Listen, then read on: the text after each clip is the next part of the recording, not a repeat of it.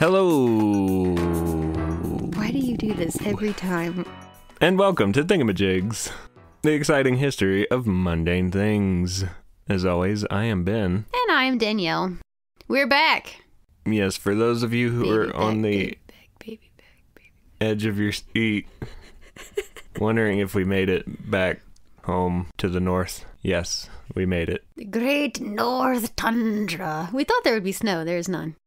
27 hours. And we drove it straight, non-stop. No, sleep till Utah. It was wild. I'm glad that we did it. It was a experience. I don't know if we will do it again. I might. That was all right. You thought it was all right? Yeah. Dude, that 3 a.m. to 6 a.m. stretch was... We watched movies I don't remember. Public service announcement for this episode, don't sleep and drive. 100% more lethal than drinking and driving. Needless to say, after such a long and fortunately not treacherous journey, we needed a shower. Specifically, a shower that included soap. Actually... Oh, Lord, here we go. Science shows that you don't need soap to shower. As long as you rub yourself with some warm water, it'll wipe all the grease and unhealthy oils and dirt and bacteria right off of you. And you won't stink. You won't be nasty. You've got dead skin cells, my guy, and those need to be exfoliated. Okay, the word exfoliate was invented by companies to convince you that you're gross and you need to buy their special loofah. That is not necessarily true. Cleopatra used sand as an exfoliant, and she would bathe with sand and oil. Gross. Yep. So that was another negative point for you. My point is people have been exfoliating for a very long time, whether they had that word or not. Warm water takes everything that you need off of you. Nah, man, I like to do a mass genocide on all of the little microbes that are living on my skin. And that is unhealthy. Every once in a while, you got to get rid of all of them and let them start fresh. Your body is like a planet, and it needs its occupants. Extermination. Either way, it's clear we need to have a discussion about soap, so let's get into it. Soap is thousands of years old. Because its ingredients being so ubiquitous, soap could pretty much be made any place that humans inhabited. I mean, all you needed was wood ash, oil of some kind, whether it be animal or plant-based, and water. All of those things generally we need to survive. You know, you have to have a fire to stay warm, so there's your ashes. You have to eat, whether it's plants or animals. Got it. And water, obviously we need water. To water down the vodka. I don't know if they had vodka. If you have potatoes, you have vodka. It's human nature. The Babylonians were making soap around 2800 BC. Archaeologists found a soap-like substance in clay cylinders, and if that wasn't evidence enough, the jars had, quote, fats boiled with ashes written on the containers. And we all know how I feel about things that say what they are. I love it. Which is a method of making soap. Boiling fats and ashes and water and all of that together. You got soap. They also had recipes written on clay tablets. That was definitely one you wanted to write down. Didn't want to forget that one. But let's get into some fiction before we go any further. I would like for you to ask me why it's called soap. Really natural, like I didn't just ask you to ask me so I could answer. But where, why is it that it is called soap? Oh my gosh, what an interesting question. I can answer that, and not because I've spent the last week researching, because I didn't. I just happen to know a lot about soap, because I have a certificate that states very clearly that I am soap's biggest fan. So again, this story is a legend, but it's a well-known legend, so it would be poor taste to leave it out. Soap was named after Mount Sapo. It's funny because soap is spelled S-O-A-P and Sapo is spelled S-A-P-O. People would gather at the top of this mountain and have sacrificial parties. Some lucky cow, sheep, or goat would be burned as a sacrifice to their god. It's unclear who the god was that they were involved with, but it was some celestial deity. What's a good non-gendered name? Jamie. So they burned Jordan. I like Jordan. You like Jordan? Yeah. Okay. So they burned the flesh of the sacrificed animal, and the smoke rose up to the heavens where Jordan could taste it and probably give suggestions like salt or dill. And after the party was over, a big rain came and washed the ashes and fatty oils from the animal sacrifice down to a river at the bottom of the mountain. Boom. Water, oil, ash, you got soap. This was the river that the people washed their clothes in, and they realized that when they washed them in the weird sudsy parts of the river, the clothes got cleaner. Now, there's a lot of issues with this story, but the main one is that there is no evidence of there ever having been a Mount Sapo. That's a pretty big hole in the story. Pretty big plot hole. Maybe if you're going to make up a story, use a real mountain. The Ebers Papyrus, a pretty famous Egyptian scroll from 1550 BC, indicates that they bathed in a mixture of ash and oil, which could have created a soap-like gel. It was used for washing, but it was also suggested for treating skin diseases, which I find interesting. I wish I knew if they just slathered it on and wrapped it, or if they used it to wash wounds, because that would be very advanced for the time. But the Egyptians did bathe. Most of the ancient people bathed very regularly. Which of course brings us to the Greeks and Romans, both very well known for their elaborate baths, especially the Romans, but they didn't use soap. They instead rubbed clay or pumice over their bodies and then added a good layer of olive oil and then scraped that sludge off with a sturgill. Imagine like a sweat scraper, but that's what it was. That sounds gross. The only appealing part of this routine, at least the olive oil, was scented. I don't know what it was scented with, but hopefully it was like lavender, plant therapy, or one of those other expensive essential oil companies. I don't enjoy imagining doing this. But soap was used more often for cleaning household items or clothing than for cleaning your body. It was heavily used in textiles because they used soap to clean the cotton or wool of the oils before it got spun to make cloth. Soap is mentioned in the Bible. Moses gave the Israelites detailed instructions on personal hygiene, and it suggested that they knew that mixing ashes and oil made a soapy substance, leading to the Christians adopting the phrase, "Cleanliness is next to godliness." I'm not sure how long it actually took the phrase to make it into Christian homes. With as much as my grandmother said it, I'm sure she got it straight from Jesus. For all I know, she was there when he said it. So Pliny the Elder mentions soap in his Naturalis Historia, which is his book, for as often as he comes up in so many different topics that almost have nothing to do with each other, I wonder if he was very famous in his day. Did they wait in agony over his next remedy release? Like, yo, Pliny just dropped a new idea about turtle shells. You've got to get into the shell business. It's about to explode. With like a list of 10 things your doctors don't want you to know. Number 1, urine is gold. Pliny was like the BuzzFeed of their time. Yes. I'm sorry, I'm getting way off topic. So he talked about soap. Really, he just mentions soap's existence. He credits the gulls. Apparently, they had lovely hair. He says, and this is a quote, "There is also soap." Which I like the way he says that. Like, he's talked about all these other things that are way better. And then there's soap. You can clean yourself with pee, clean yourself with mud, and there's also soap. And the quote goes on, "An invention of the gulls," which I don't think that's true, but for making their hair shiny. It was described as like a pomade of the gulls for their hair. It is made from tallow and ashes, the best from beechwood ash and goat fat, and exists in 2 forms, solid and liquid. Among the Germans, both are used more by men than women. Why does he know that? Wouldn't that have been a pretty personal question? I mean, I guess he is from a time of group bathing, so maybe not.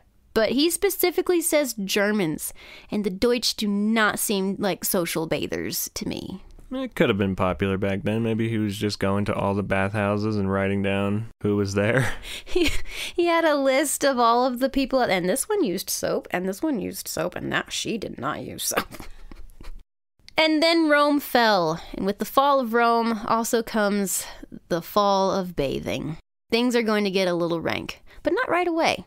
It actually takes some time and some cultural shifts before it gets too rank. People think of the Middle Ages as a time where no one bathed ever, but that is not true. Some people like to say they indeed bathed on a fairly regular basis, but then they proceed to teach you about all of the famous royalty who rarely bathed. Queen Elizabeth was considered a regular bather, and she only bathed once every 4 weeks, with a quote from her saying whether it was necessary or not. I assure you, my good lady, it was necessary. She was so hygienic. So I think there is a disconnect between me and the historians on what is considered regular basis. But at least this is a time where soap is well circulated, everyone knows about it, everyone has it. Was it soft? Yes. Was it dark in color? Yes. Did it have an off-putting smell? Also, yes. Remember when we talked about the animal fat candles having a bad smell? Same thing. But it is something that even peasants can easily make at home, much like their candles. I mean, if you're already working on making your cow candles, you might as well make your cow soap while you're at it. I actually read one article that was talking about how using animal fat in manufacturing soap was banned for a while because it would deplete the tallow supplies, making candles unaffordable for the poor. I couldn't confirm that, but I find it hard to believe they would put the best interest of the poor above soap profits. But I hope I'm wrong, and that's just my 2023 dystopian capitalism brain talking. Remember how if hard times hit, they would eat their candles? I do. I wonder if they tried that with the soap, too. Probably. Towards the beginning of the Middle Ages, things were going all right for soap. People at the time largely followed the trends of whatever the royals were doing and whatever the church told them was good. Like I said, Queen Elizabeth got a lot of people bathing on a regular basis because she was obviously very popular and people wanted to emulate that. The Catholic Church obviously supported bathing because they actually built public bathhouses for people to use. This was tricky because bathhouses sometimes doubled as places of prostitution. So the church said something like, "Hey, I'm glad you're enjoying these baths we made for you. Hashtag cleanliness is next to godliness. But there are some feminine amenities that we want to be clear that we're not providing. Those are not holy harlots. Maybe don't bathe too often." We need more holy harlots. You know, if you're driving around the streets looking for somebody to hop in your car and show you a good time, you never know what you're going to get. But if they're endorsed by the church, you know, that's a good seal of approval. I don't have any syphilis. I'm endorsed by the church. So bathing slowly started to be seen as an indulgence, and the church started preaching about excessive bathing. The seasons also dealt a significant hand in how often people were bathing. Bathing was one of those things that waxed and waned over time. It became less popular during the late Middle Ages, somewhat due to the attitudes towards public bathing and the Reformation. Many religious groups were breaking away from the Catholic Church, and thus Protestantism was newly created due to the differences in doctrine. Bathing, and especially public bathhouses, could have been a hot topic for discussion, and it seems that it landed on the bad list, probably due to the nudity and the prostitution. But at the same time, in the Middle East, during the time called the Islamic Golden Era, exciting things were happening. They were making their soap with not only vegetable fat, which meant it wasn't as smelly as the European soap because mainly they used animal, but also they were adding laurel oil, which had a pleasant smell. On top of all of those improvements, they added salt to their recipe, and that separated the glycerin and caused the soap to harden, giving it a nice shape. Was it just a goo before? It was more like a paste. Gross. It made me like a wetter paste. It was like a bowl of oatmeal. Probably. This did not go unnoticed by the Europeans because Crusaders brought it back with them, and soon France, Italy, Spain, and eventually England started making versions like it of their own. Castile soap, named after the region of central Spain that it was produced, was the best known, so much so that Castile soap became a generic term for any hard soap. So there were a lot of plagues, and medical thinking at the time was that bathing may allow illness or miasma to pass in through the body, through the pores. From what I can understand, miasma was like a catch-all term for bad. They knew that something bad was either in water or the air, it's around you, you couldn't see it. I don't know if they thought that it was spiritual, like spiritual bad things were coming to make you ill, or if they had like some really rudimentary idea of germs. But it's a fun word to say. You should say it. Miasma? Miasma. Miasma. Oh, miasma's acting up. Oh. We went back to the soap only being used for cleaning and washing clothes. Etiquette at the time said to only wash the parts of the body that could be seen in public. And there were not many parts of the body that could be seen in public. You had to cover those sexy elbows and ankles. My wrists are all clean. So yeah, it was basically your hands and your face. Maybe your neck if you didn't have one of those like lace turtleneck things. King Louis XIV. This is the extreme example of royalty not bathing that I mentioned earlier. He was said to have only taken 3 baths in his life. It's good. It's a lucky number. Now, granted, this was probably an exaggeration, but he reportedly was terrified of baths and only took them when his doctor prescribed. And obviously, they didn't prescribe it very often.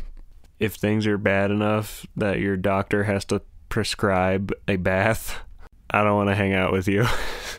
I get it, though. Whenever I'm not feeling well in my brain, if I go take a shower, I will be magically better after I get out of the shower. And I'm disappointed every time, but I keep doing it. Showers make me tired. It's a lot of standing. Needless to say, this man was malodorous. A Russian ambassador once said that the Sun King stunk like a wild animal. He obviously knew this about himself because he doused himself in strong perfumes to cover it up. I can't imagine this was effective. It's like spraying air freshener in a bathroom you just had massive diarrhea in. Now he just smells like flowers covered in poo. It was a common practice back then to just bury all of your smells in perfumes. Mm-hmm. You'd walk down the street and you'd have your little handkerchief with your perfume on it, and you'd wave it whenever someone walked by. For a man that was so stinky, he was very careful about keeping his clothes clean. He supposedly changed his underwear up to 3 times a day. Those poor washmates who had to touch those ripe undies. And you know they didn't have latex gloves back then? They had to bare hand that. If you change it 3 times a day, it probably just smells like somebody really stanky wore it for a whole day. Not like somebody who's super mega stanky wore it, you know? Also, the Americans are a thing now, but the colonists were also of the opinion that water, and in this case specifically bathing, actually caused the spread of disease. They still had soap, but it was primarily used for domestic cleaning. It was usually women's work, and they would store the fat from butchering and the grease from cooking, along with all of the wood ash that they collected from fires over the winter, and they would get together and make soap with all of that when spring came. Popish soap was a huge buzzword in the mid-1600s. So the first thing you need to know is that King Charles I married a Roman Catholic. And if you remember, the Protestants broke away from the Catholic Church, which meant you had citizens who were very anti-Catholic, and his new bride was seen as just way too Catholic. But good old King Charles was in need of money, so during the period of so-called personal rule, he sold a patent for soap. This was a popular thing that he was doing. He was selling patents for things to try and make money. On top of his entirely too Catholic wife, the patent for soap went to a company overseen by Richard Weston, and he, can you guess, had a bunch of Catholics on his governing board. This angered the English Protestant groups, being very anti-Catholic, as they were, and they labeled it Popish soap, after the Pope. They claimed that it not only damaged linens and the hands that used it, but also scarred the soul. Now, obviously, this one thing was not the reason for the English Civil War. Parliamentarians wanted Parliament, hence the name, to have supreme control over the executive decisions of the kingdom. They were fighting against the Cavaliers, who wanted absolute monarchy and believed that the king had a divine right of kings, or something that my American brain thinks is absolutely ridiculous. Basically, royalists didn't want to give up their cushy lives that the king provided, and literally everyone else just wanted wealth to be spread around. That's what I understood anyway. If I'm getting any of that horribly wrong, then use this as an opportunity to reach out and educate me. But Popish soap did represent the unfairness the people felt, and that King Charles I was executed. So take note, America, eat the rich and make soap out of them. How about some good news? It is now 18th century, and bathing is in vogue. Medical opinion about bathing has changed, and people are taking their clothes off and slipping that soap betwixt their cheeks. Oh, but what is this? It's becoming subject to a series of restrictions and crippling taxation? Did you need help paying for a war or something? Oh, England. Now, this was partly us, the American colonists' fault. We were the wars that they were trying to pay for, and they didn't know it yet, but they were about to pay for a lot more war. It is 1712, and they did make a lot of money, but the price for soap tripled, making it a luxury item. This was only one of many, many, many taxes England was putting into place. There was a clock tax, a candle tax, a hat tax, a brick tax, and these taxes were also being applied to the Americans because we were still a part of England. But not for long, because we were stinking tired of it and we wanted a divorce. The soap tax did lead to the demise of many soap manufacturers and the creation of black market soap, which somehow makes bathing and soap both very sexy. So scandalous. But the tax was repealed in 1853. I don't know how they got away with it for so long. Soap is easy to make. People just got back to making it the way they did for thousands of years. Homemade. Homemade probably wasn't as nice, but the extra money in your pocket felt better than your fancy soap. Probably not. Lye soap is very harsh on your skin. But hey, when times are tough, sacrifices are made. Large-scale soap manufacturing was coming, though, and in 1791, French chemist Nicolas Leblanc patented a process for making soda ash from salt. This discovery became one of the most important chemical processes in the 19th century because in 1811, Chevreul discovered the relationship between glycerin and fatty acids. Mass production caused soap to become even more affordable, and you know we like that. We can't talk about soap and not give Florence Nightingale an honorable mention. She pioneered the practice of hand washing with soap in 1850 to prevent the spread of cholera. Cholera is one of those diseases that is spread fecal-oral. Gross. Yeah. I know this doesn't sound like a big deal, but this was before germ theory became widely accepted. Hand washing took a while to get off the ground in the medical community. It was seen as a waste of time. For the most part, for a while. Agreed. I don't wash my hands. I've never got no cholera. The Civil War also helped spread the practice of hand washing. It's funny how the military keeps edging us forward in hygiene. Remember when the soldiers brought back good teeth brushing habits? I do. Yeah, they keep adding things to us civilians' lives that trying to keep us healthy. Procter & Gamble built their soap fortune on the back of the Civil War with their soap products. They had a contract to provide soap needs to the soldiers, and when everyone went home, they brought back Procter & Gamble products, catapulting them to a household name. A little fun fact for you.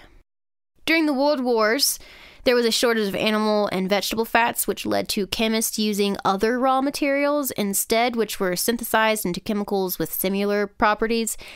These are what are known as detergents. They are more water-soluble.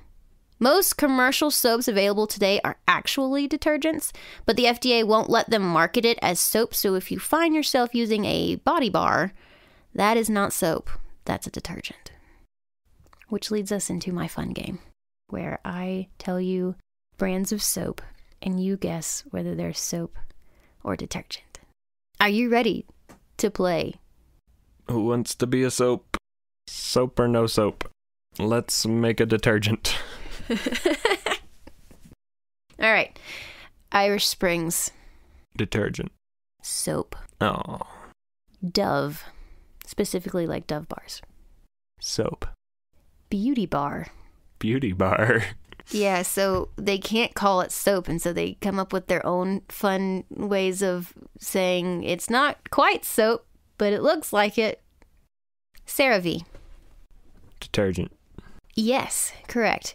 Thought I wasn't going to get any of these right. I believe it's a moisturizing bar or a cleansing bar. Better than beauty bar. Dial. Soap. Correct. Zest. I've never heard of this one. You never heard of Zest? No. I'm going to go with soap. Correct. I'm really good at this. Suave. Detergent. Wrong. Surprisingly, it is soap. I also thought it was going to be a detergent. Olay. Detergent. Correct. Specifically, another beauty bar. Olay's one of those companies. Well, detergent isn't bad. It's just not soap. Soap is actually a bit better for the skin than detergent because of its natural ingredients like the oils and fat and such. It'll actually leave the skin somewhat moisturized, but detergents strip all of that away from the skin, which is not as good. I have Dove beauty bars, and they claim on the box that it's 1/4 moisturizer. Here's a PSA. I want to give this PSA is one that I feel very passionately about, and I feel it's important information for everyone. Every single time you are told anything by a brand that either sells cleaning products or any kind of personal care products or makeup or anything cosmetic, every word they say is totally made up and a lie. I don't know how they get away with it, but like everything in their commercials completely fictitious. Everything on their boxes also completely fictitious. So don't believe anything any of them say. Some of those mascara commercials are pretty funny. They are funny, but they also make me sad because... What did they say on one of them? Oh, plump your lashes. Right, that's what it was. It was a plumpener. A lash plumpener. They make me very sad because I know there's people who don't take advertisements with as many grains of salt as they need to, and they're like, oh wow, they said that one does really good stuff, so I'm gonna buy that one because it's the best and it's gonna do good stuff. Yeah, never believe the people that you're giving the money to. This is why reviews are so important and why we have to fight against paid reviews. Yeah, I might reconsider my soap choices. I am a bar soap kind of gal. I don't like shower gels, so I might have to consider a Irish Springs or Dial or Zest or Swab, one of the soap ones. I'm a fan of Irish Springs. It smells nice. You know who else is a fan of Irish Springs? Whom? Jenna Marbles' Garbage Dogs. You didn't see that episode? Did they eat it? No, they rubbed their faces on it. She set out a bunch of different... This was a YouTube video, and she set out a bunch of different soaps, and they only rubbed their faces on some of them. I would be interested to know if they rub their faces on the ones that are soaps and not the ones that are detergents, now that I know this. It's very weird. Oh, Jenna Marbles and her garbage dogs. They're so cute, though. They're little tink-tink dogs, and their little feet go tink-tink-tink-tink-tink-tink. I do love them. We have one more product for you to guess. Okay. It's called Soft Service.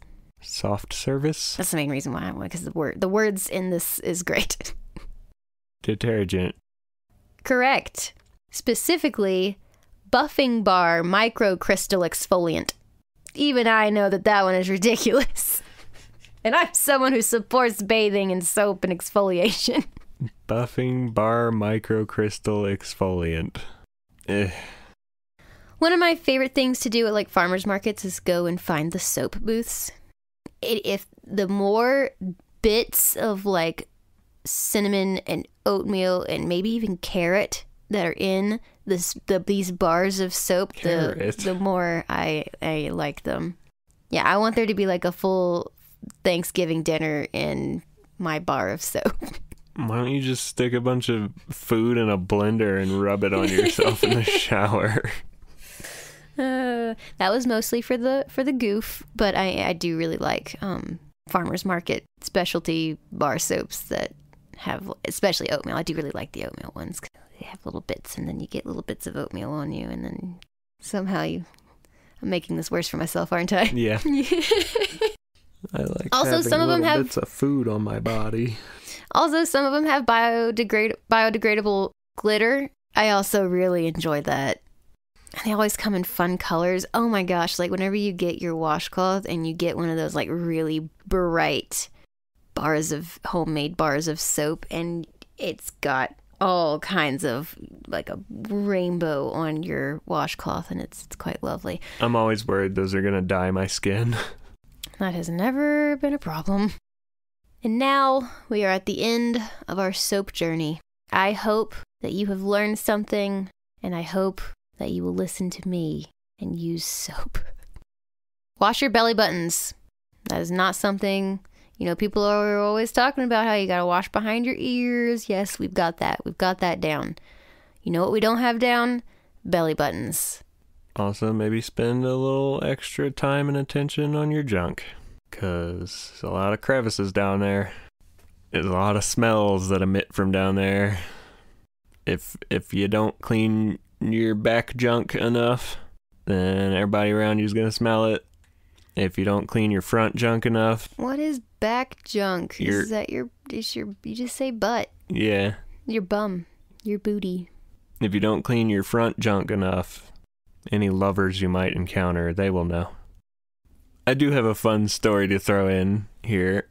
I found a story in the newspaper from 1979 where a Thomas South was outside the tavern. He probably had a little too much to drink, and he was causing a ruckus. And the police came to confront him, and as a rational person does after they've had a couple of drinks, he started shouting obscenities at them. And so eventually they arrested him for disorderly conduct, and he went to court and pleaded guilty, and the judge said, you have a choice for your sentence. You can spend 10 days in jail, pay a $50 fine, or have your mouth washed out with soap. And he chose the soap. This is a grown man. Oh my gosh. The judge said, my mom washed my mouth out with soap once, and I never said anything bad again. So I don't want this guy showing up in my court again, causing more problems. Wash his mouth out with soap. The police officers were not a fan of this sentence. They were like, wow, I really don't want to go wash this guy's mouth out with soap. What if he sues us because we make him sick or something? But reluctantly, they took him down to the police station and washed his mouth out with soap in the sink. And the guy said that it wasn't so bad. The soap was nice. Tasted pretty good. He said, I don't know if that was true or if he was just trying to... Yeah, that's so something that someone would say that, oh, it didn't hurt that bad. I don't know if he ever did it again. There were no further news stories, so maybe it worked. I want to know whether they used a soap or detergent. Sounds like it was a detergent, so maybe detergents taste better than soap. Or maybe he was lying. That's the soap story. Let us know what you think of the episode, either on the Spotify Q&A page or send us an email, contact@uselist.us. Don't forget to grab a goose and wash it with some soap when you're done. Oh no, because you used it as a booty wipe. Thanks for listening. Now, go! Forgive me by you.